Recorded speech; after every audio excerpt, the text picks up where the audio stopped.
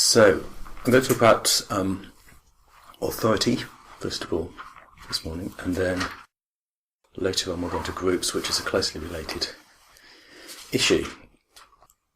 Now, I think this is authority, and sort of thinking through authority and its role in our lives is, well, it brings several things together, actually. Our attitudes in religion, or in relation to religion, in relation to politics and political leadership, and obviously, well, wherever any kind of leadership comes in, really, or any kind of authoritative texts or anything comes in.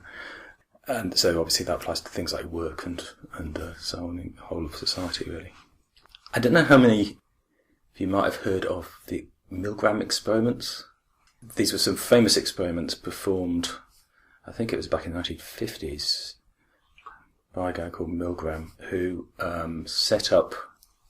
It was a kind of fake experiment in the sense that he was pretending to experiment on electric shocks and their effects on memory, but actually he was experimenting on people's responses to authority. So he got people to sit behind a glass partition and being told by the authority figure, the scientist, to give electric shocks to a person sitting behind the partition, which was supposedly improving the memory of the person concerned, but the person giving the electric shocks was told to gradually raise them higher and higher.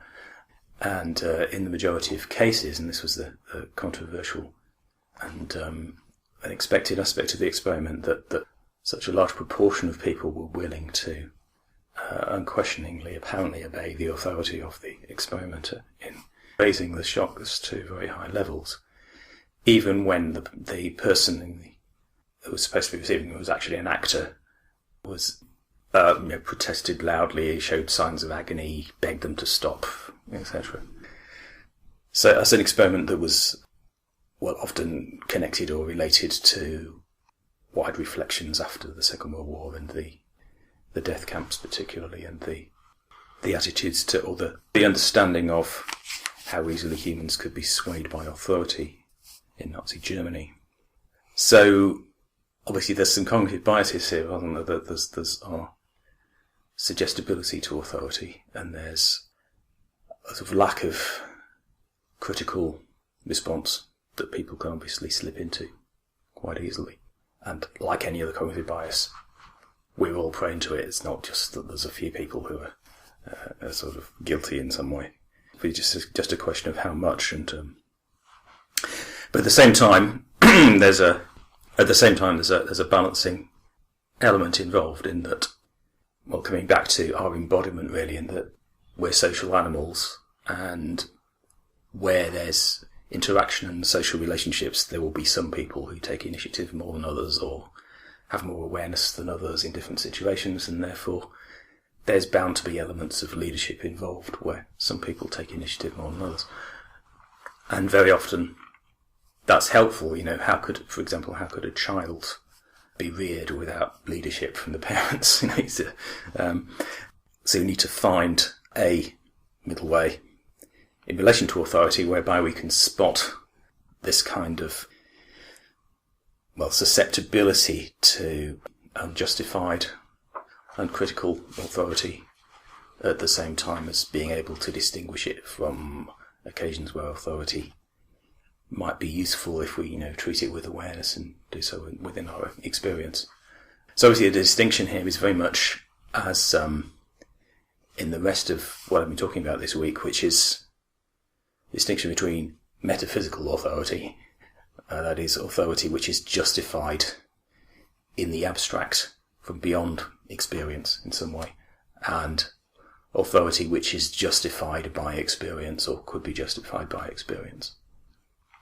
So I'm going to suggest some different ways we might recognise or be able to try and recognise the difference. And obviously it's not always as clear as this table might suggest, but these are just some markers and things to look out for.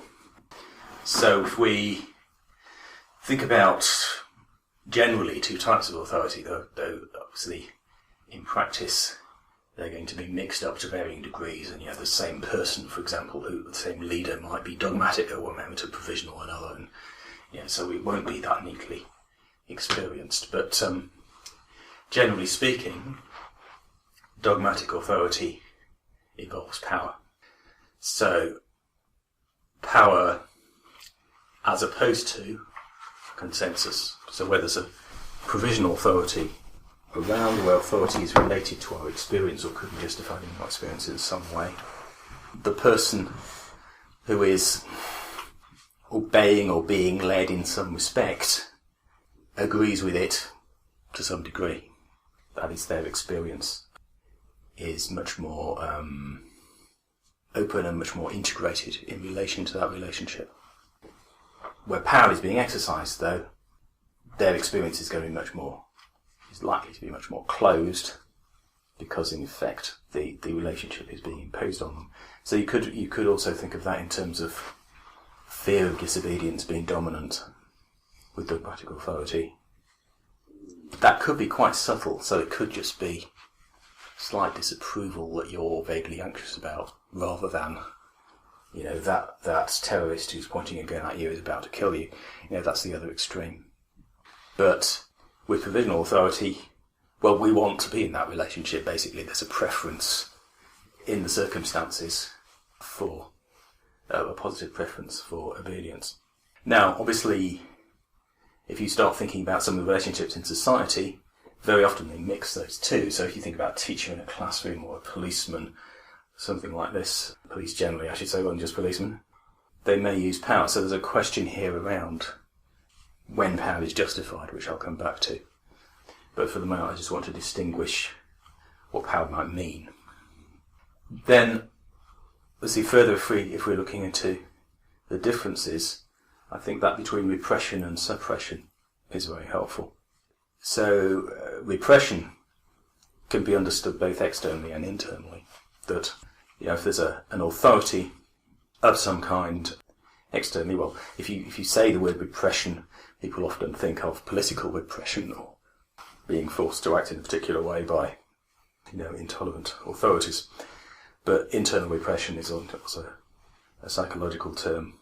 And that's particularly where some part of us, or some belief or desire, takes over, tries to get rid of, or is intolerant towards another belief or desire within us. So that other repressed belief or desire may then become unconscious completely. It may apparently disappear, but actually it will still continue to have effects in the wider picture and probably emerge later. Now, I distinguish, I think, along with some psychoanalysts at least, between repression and suppression. So, suppression is much more, it's a necessary process whenever we concentrate on something. So we can't be aware of all possible desires and beliefs within us at the same time. We need to be able to focus on some of them and suppress, also allow one particular concern to be dominant for the moment. But the difference between suppression and repression, particularly internally, is that with suppression you still are at least potentially aware of what you've suppressed. You can always come back to it. It's a possibility for you to work with it later.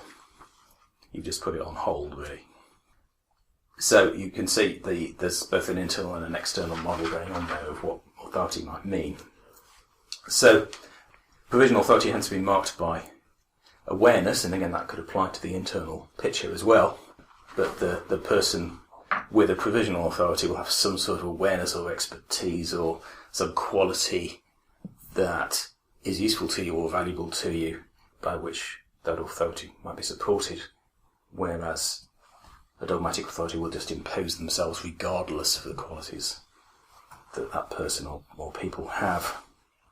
And they're often marked also by, obviously, differences in justification. With dogmatic authority, well, it's often marked by defensiveness, by trying to forestall any kind of challenges to that authority. And in terms of the kinds of arguments or justifications that might be used for that authority, they can often be circular. So that may mean perhaps the authority is just taken to justify itself, or there's some other quite simple backup, which is not really justified in any other terms than the authority itself. So if you think about the appeal to the authority of the Bible, for example, particularly where that's taken absolutely, a simple circular argument is the Bible is authoritative because it was written by God. But how do we know about God? Well, because the Bible tells us so. So you go back round in a circle to the authority. So really this is just another way of reinforcing that authority without further examination. Whereas provisional authorities are accountable in some way, and obviously we have in our society a whole set of democratic expectations about accountability, that people who are in authority of any kind should be accountable. And that even applies to things like chief execs of companies that are accountable to the board, or teachers who are accountable to their heads, and so on. But yeah, that does mean there's some kind of questioning at some stage from somebody, at least potentially. So that's often a mark of provisional authority. And then, if we think in terms of the way in which the meaning is used, or the kind of meaning involved here, that a dogmatic authority will tend to have a single representation, a single account of what's going on as to why their authority is important. Whereas it seems to be much more, provisional authority is compatible with embodiment. So, it's recognised that there's a wide range of processes going on for everybody involved. They have bodies, they're mixed up, they're variable. Actually, one interesting aspect of this is whether leaders have bodies and whether the bodiness of the leader is recognised. So I remember there was a film about Shostakovich, the Russian composer, which brought this out quite well. It was a biographical film. And Shostakovich had this sort of long struggle with Stalin through his life, where he wanted to write music in particular ways which Stalin tried to control or prevent or move in certain politically favoured directions. And then Shostakovich reportedly heard on the radio that Stalin was ill, and there was a report that Stalin had a problem with his urine. And Shostakovich wrote in his diary, "The god pees?" Question mark, exclamation mark. So just this suggestion that there was this physicality, this ordinary bodiness about Stalin was in some ways kind of undermining this dogmatic myth of Stalin's authority, or absolute dogmatic authority. So that's probably another sort of good test about whether dogmatic authority is going on. Do these people have bodies? Do people admit that they do? Then there's obviously a close relationship with the whole area of inquiry here, and particularly attitudes to science. And there were some thinkers like John Stuart Mill and Popper who've written a lot about this, the relationship between science and democracy, and that basically society benefits from being able to have open inquiry where people are able to ask awkward questions, experiment, try out different things, and so on. Whereas if you have a kind of closed society which is led by dogmatic authorities, then inquiry is avoided. We don't need any challenges because we already have the answers, in that kind of way of thinking. Or if there is inquiry, it's strictly limited. It's got very strong boundaries. How did Popper relate that to science and scientific inquiry? Well, he thought that there was a close relationship between open society and scientific inquiry. So we needed to have a society where people did tolerate inquiry and experimentation, which he linked to certain kinds of philosophical approaches, basically. So for example, he criticised the heavy kind of metaphysical assumptions of Plato and Marx particularly, and the ways in which they would try and provide certainties, I suppose, for the direction of society. He saw these certainties as interfering with science and interfering with the open atmosphere that was required for successful scientific investigation. Okay, so obviously dogmatic authority can take the form of individual leaders or governments, or we may think of people first, but it can also take the form of texts, which stand in for people, and those texts may be sacred religious texts, or they may be ordinary legal texts. So there's a whole question also around the way in which texts with dogmatic authority are treated. So I think there's also a link between dogmatic authority and legalism, which here I'd understand as a sort of flexible belief that the text states the truth, the text states all that we need to know, and the right answers can be extracted just from the text. So you get this, well, obviously in fundamentalist type interpretations of religious texts like the Bible, but you can also get it in the application of law. So those who understand or interpret the law in that way, that all you need is to examine the law and the words of the law itself, and you'll get the right answer.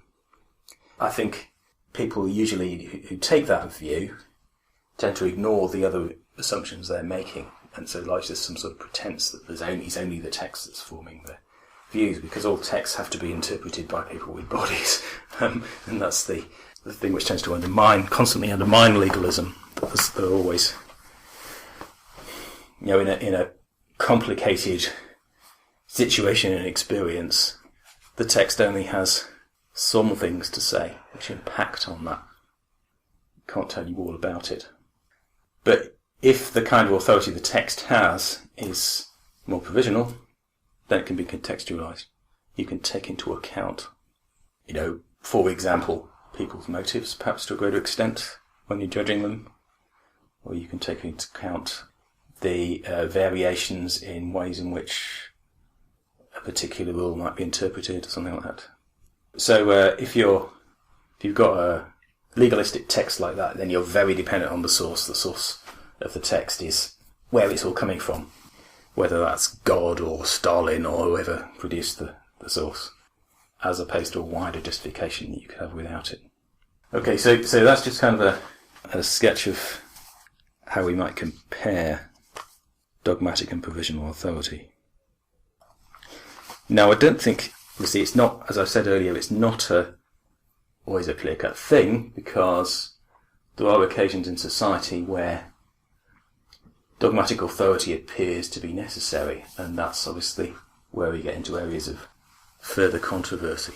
But most people will agree dogmatic authority isn't such a good idea most of the time in a sort of nice democratic society, but when to use it? Well, if you're dealing with a toddler, dogmatic authority is what people end up with most of the time. I think that you can't very easily establish consensus with a toddler because they have such little awareness of the world around them. So my suggestion as regards this overall area is that dogmatic authority can only be really justified by greater integration.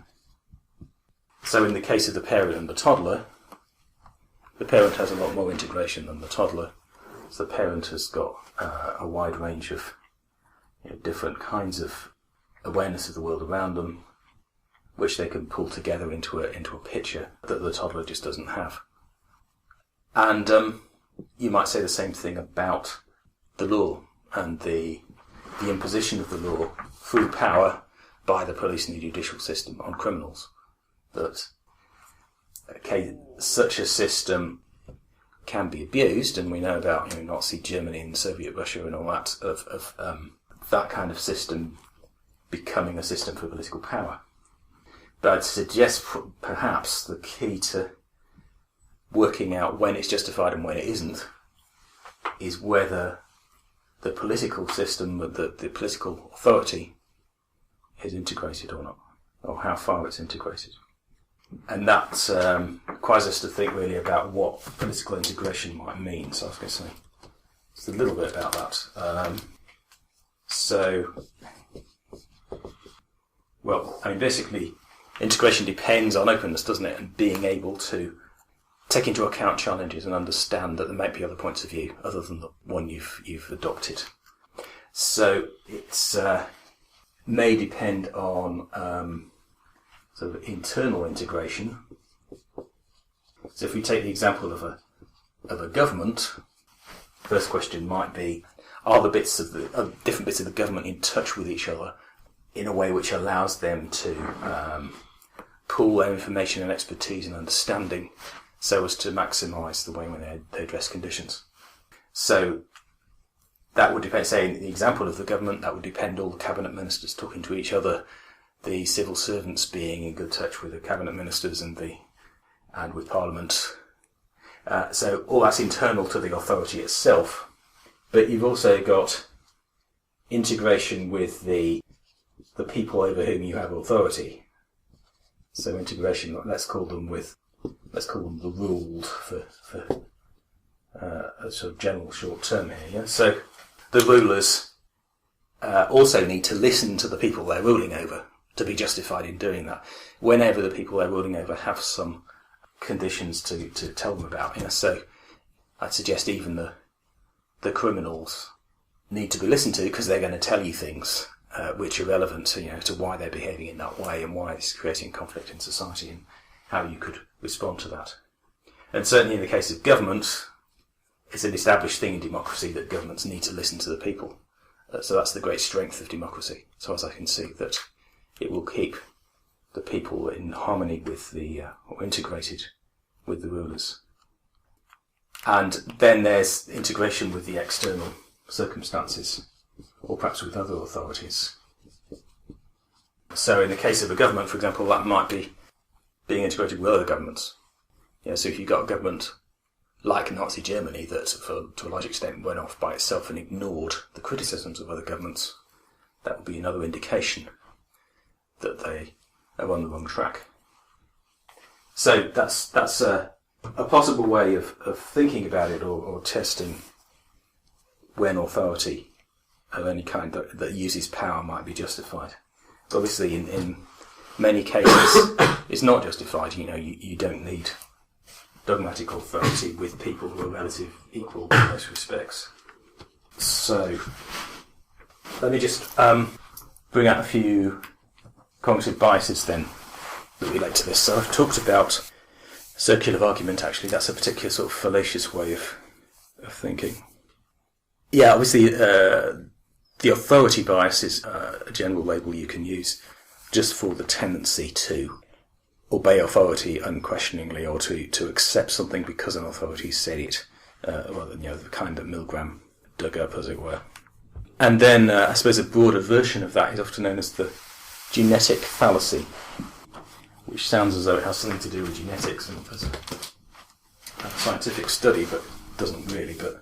So the genetic fallacy is just to do with the belief that where something comes from should be a determinant of whether you believe it. So it's genetic in the sense of origins. I mean, that's behind, for example, the belief that if it's in the Bible, then it must be true, that kind of religious interpretation, which can also be obviously be applied to political authorities, for example. If Stalin said it, then it must be right. And that's basically my problem with a lot of traditional Buddhism, that I think if you attribute the middle way to, if you think the middle way is correct because it came from the Buddha, then that's a genetic fallacy, as opposed to the middle way being correct because it's the middle way or because it relates to our experience. And then one other cognitive bias which has been dug up by psychologists is known as the sleeper effect. And this is just an interesting indication of some of the subtle ways that authority might work. So, with the sleeper effect, people receive instructions of some kind from an authority, and in the short term, they reject it, or at least they're indifferent to it, or they don't obey it or respond to it positively. Then a bit later, they suddenly come round, or the voice, it seems, that they've rejected has embedded itself somewhere, it appears, and reappeared perhaps unconsciously when they've let their guard down. That voice still had an effect on them subsequently. So this may be related to the phenomena of hypnotic suggestion. I'm not sure, but so the acceptance of authority isn't just necessarily an immediate thing. It might be a long-term kind of process that to have a critical sense of how to respond to authority, because it may be having a long-term effect on you. And certainly, I suppose that's my experience. Not that I've spotted myself unquestioningly obeying an authority at a later stage, but that I still find authority figures popping up in my dreams decades later, and so on. But so if an authority figure has some kind of impact on us, it's liable to be a lasting one and an unconscious one as well.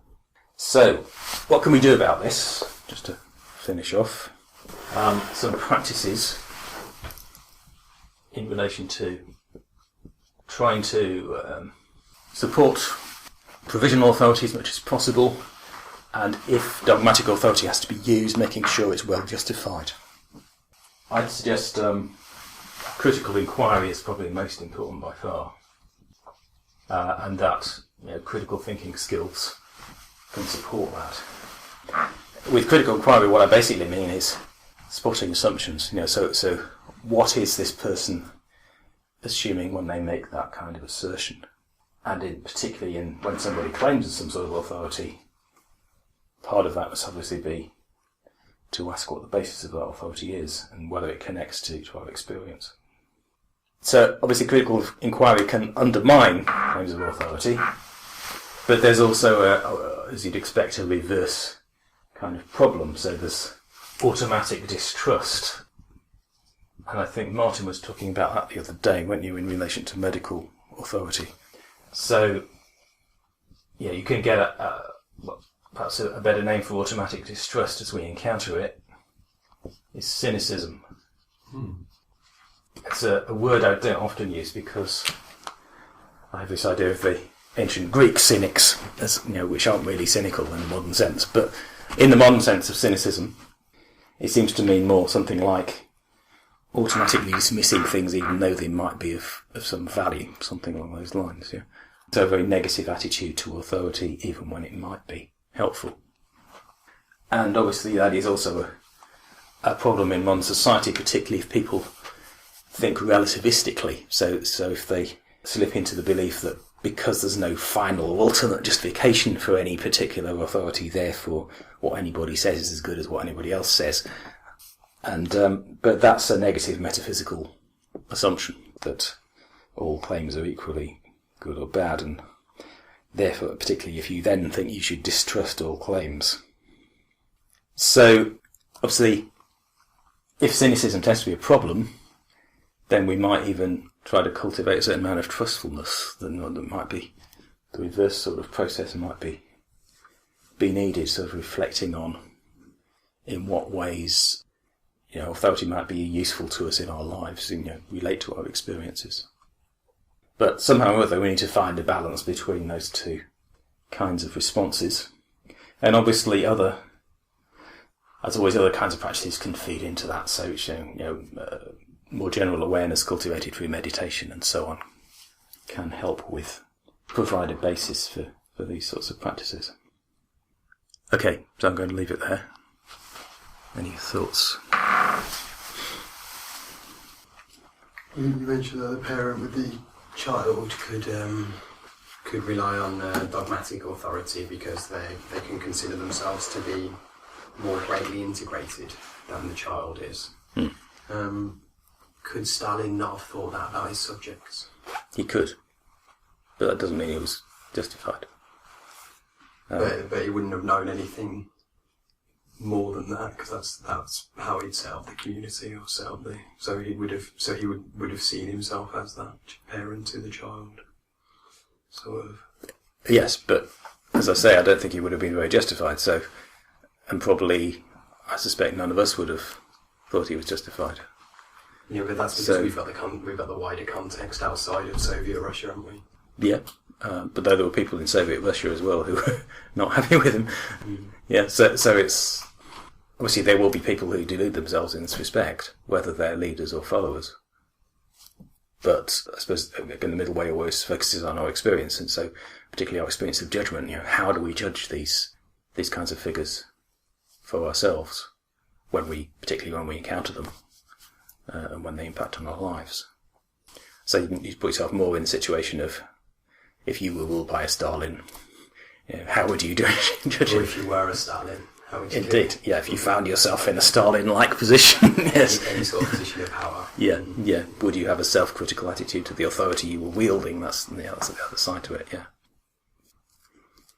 There's obviously, I think there's a positive side of this. Obviously, there's, as I said, being distrustful of Stalins, but there's also being supportive, perhaps, of leaders who are, have got all the stuff down the right-hand side, or might be helping people through their activities. On that note, maybe if you are in a position of authority, the recognition that you are fallible and that you're open to alternative views must play a big part in you being an effective leader, arguably. Yeah, so there's often a hierarchy in society, isn't there? There's the top managers and middle managers, for example, and there's tends to be a pattern of people who are oppressing others in their turn. So Dalits and so-called untouchables in India oppressing the even lower untouchables, and so on. It depends what you mean by an effective leader. It depends who's trying to achieve what. Well, okay. Instead of effective, integrated, then.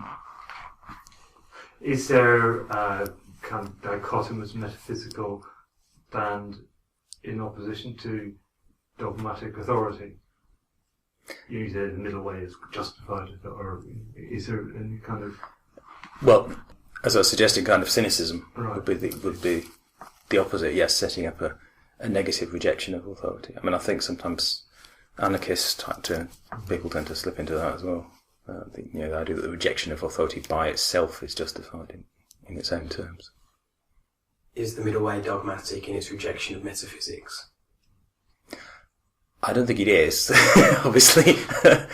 And I think the reason for that is that the middle way basically consists in the recognition of uncertainty.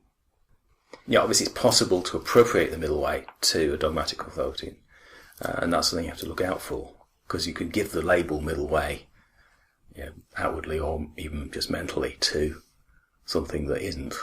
But if it is working genuinely in the way the middle way ought to do, then it's providing you with a critical perspective both on the positive but also on the negative types of metaphysical assertion.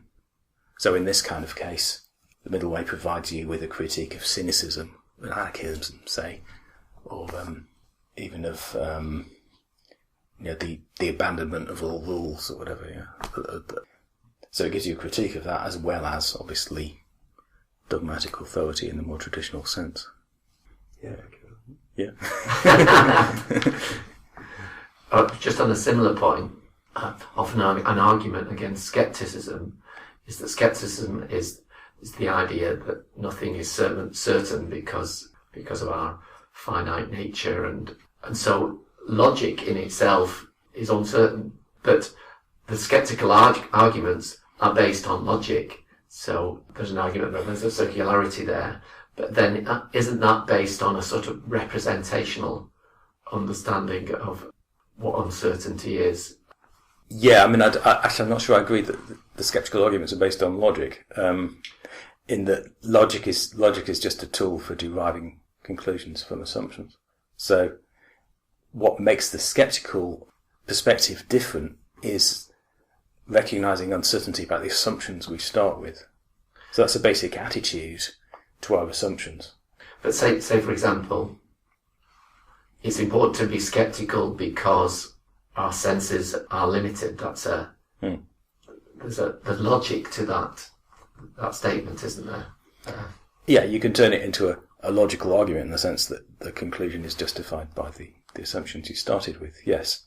But whether it's justified primarily by that logic is another thing. And this is one thing I'm exploring in the current book I'm working on.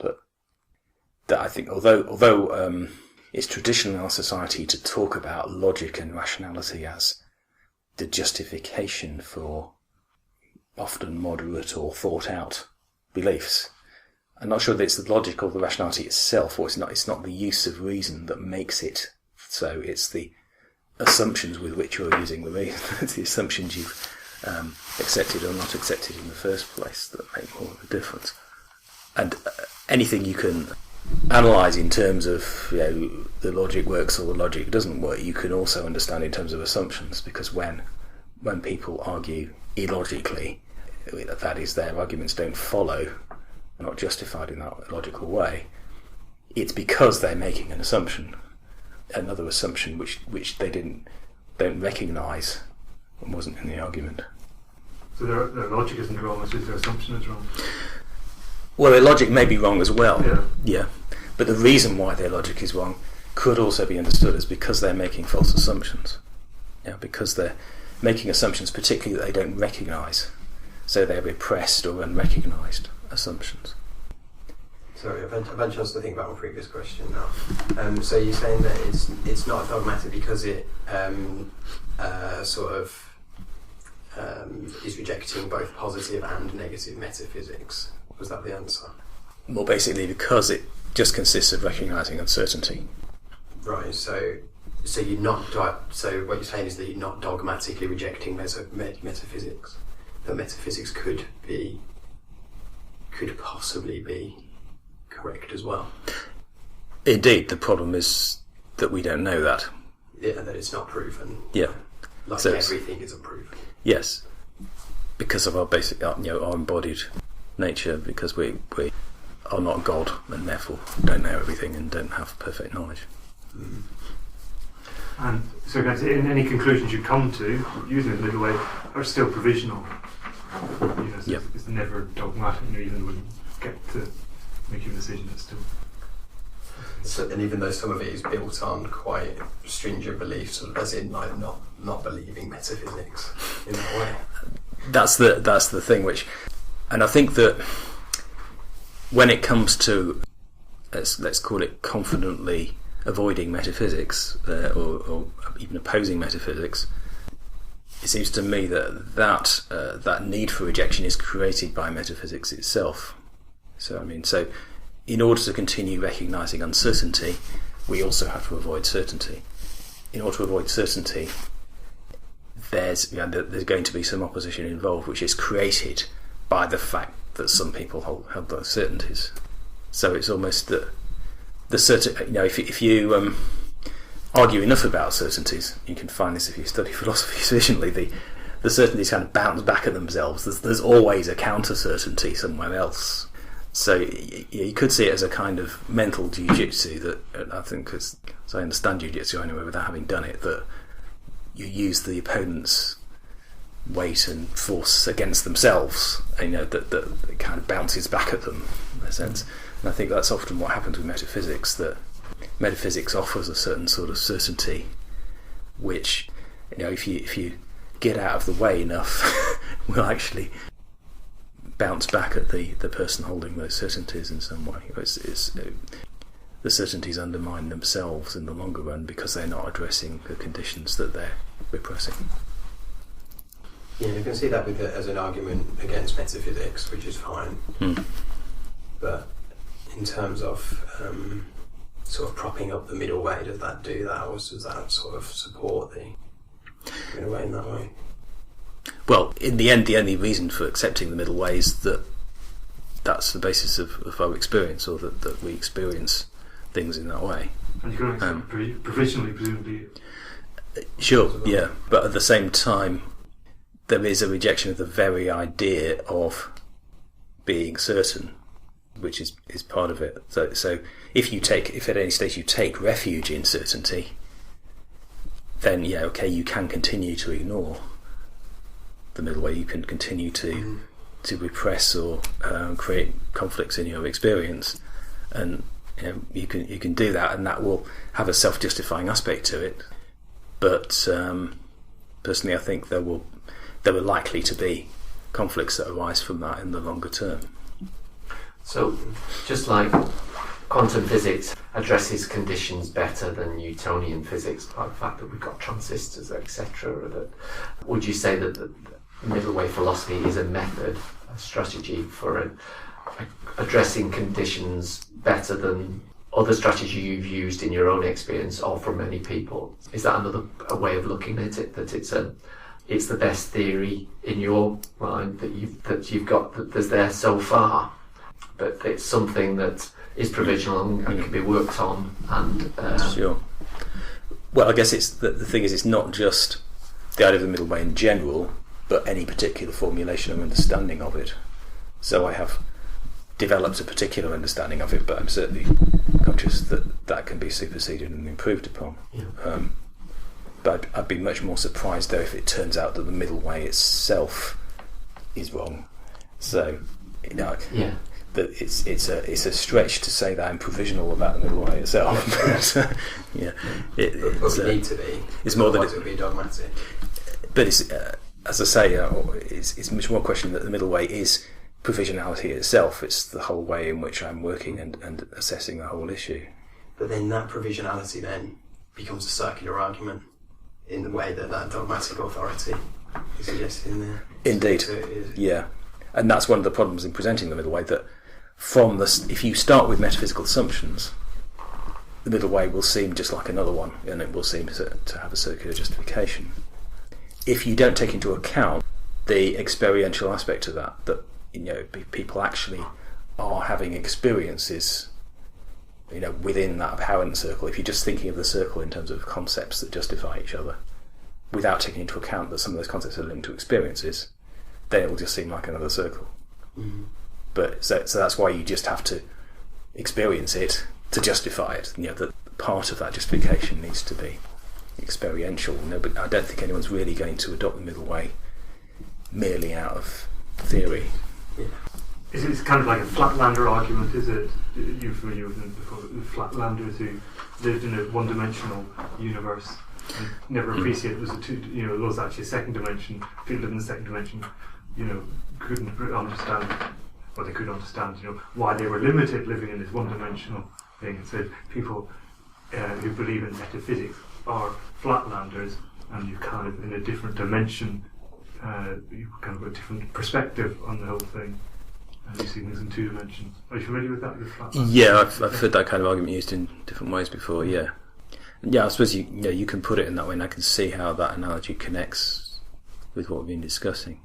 I don't think I'd be comfortable with using it myself, just because it seems to be heading in a direction of sort of transcendence type structures of ways of thinking. But I can see how it applies. Yeah, it would be something above the middle way, universe. Yeah. Which again, I think possible.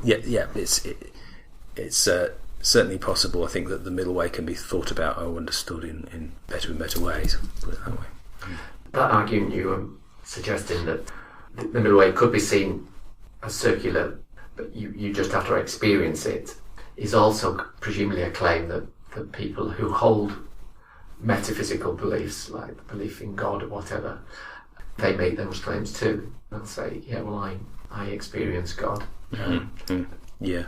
So what's the difference between that perspective and the perspective you put forward? How does the middle way differ from a Christian saying the same, putting forward a similar argument with their belief system? Well, I think the Christian who interprets a religious experience as an experience of God is making a dogmatic assumption in their interpretation of that experience. So there's a metaphysical assumption that lies beyond experience that's being brought in to interpret it. Whereas the middle way, if the middle way is the condition of uncertainty, and recognising that condition of uncertainty, then we experience that in a more direct fashion, let's say, than something as remote as a perfect being. Well, I was just going to say, so people living in a metaphysical universe, because it's only a two-dimensional universe using this flatlander thing, it's only two-dimensional, therefore they cannot experience three-dimensionality. They're not taking this extra dimension of experience into account, which nobody does. Or just that they're not taking experience into account. Yeah, but that's a metaphor, yeah. They might, but I suppose this is we're getting to the role of meaning now. They might confuse a meaningful experience as something that relates to truth. So they might have an experience that they are speaking to Jesus or speaking to God directly, or infused with the Holy Spirit or whatever. Yeah. So it's just the attachment to those kinds of experiences of an idea of a perfect being, really, or of some kind of absolute quantity of whatever kind that can't be more or less, or can't be understood in embodied terms. So it's making that leap and making that assumption that makes it metaphysical at that point. Okay, well, we seem to have got more into the authority of the middle way, I suppose, than authority in general. Yeah, it's good to discuss that. Yeah, I think, certainly.